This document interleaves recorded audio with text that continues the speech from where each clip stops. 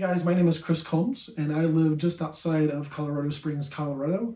I'll be 48 next month, and I've been playing drums since I was about 8. I got interested in drums when I was 3 after hanging out with my dad and his friends, and they were listening to bands like Rush and Zeppelin and Queen, Heart, David Bowie, that kind of stuff. And then I just wore him down for several years and finally got a drum kit. And then the radio was my best friend, playing REO Speedwagon or whatever else would just come on the radio.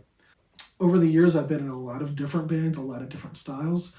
Probably my favorite band that I've ever been in was the one that I was in college, which was kind of a Primus thing, but a little heavier. I loved about that band the most was it was just 3 of us getting in a room, jamming for hours, and then picking out the best parts and putting them together in song form. I really love getting into a room and just figuring out the chemistry, listening to ideas, listening to each player, reacting, or somebody shooting out an idea that we all laugh at and it's kind of terrible, but hey, could that become something? And just being objective and working through stuff. I love that creative process and watching something grow from literally nothing to, wow, is this the best song we've ever written? I was in quite an eclectic band in 2012 that sounded kind of like a European version of Tori Amos singing for you guys. So that would be the Grendel Babies. That's on my resume. That song kind of sounds like Mr. Crinkle with female vocals and piano. A lot of drum layering, a lot of fun. From 2012 until 2019, I was in a band called Iris Divine, which was based out of DC. So I commuted from here to there for that many times over the years for either recording or touring or what have you. I would consider them a combination of Rush meets Alice in Chains.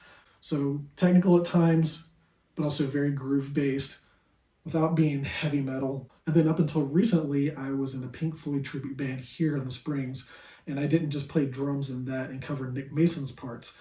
I also had kind of a Danny Carey setup where I had a lot of pads and pedals going through battery and triggering all the sound effects that we know from the Pink Floyd songs, like chimes and bells and money samples and all of that. So I did both of those together at the same time. I'm sure you guys are getting a crap ton of videos, 3,000 full playthroughs of Jerry Was a Race Car Driver. So I try to do something a little different with my video.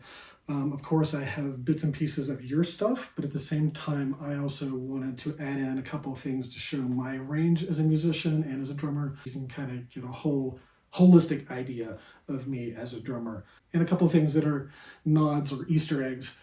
I'm sure this is probably pretty overwhelming for you guys having to go through this process, not just looking for somebody that can play the stuff, but that you can write with, that you can vibe with, that you feel like you can hang out with and be on a tour bus with, and all the things that come into it outside of just being another person in the musical room. So I want to say thank you for your time, thank you for your consideration, and hey, happy holidays.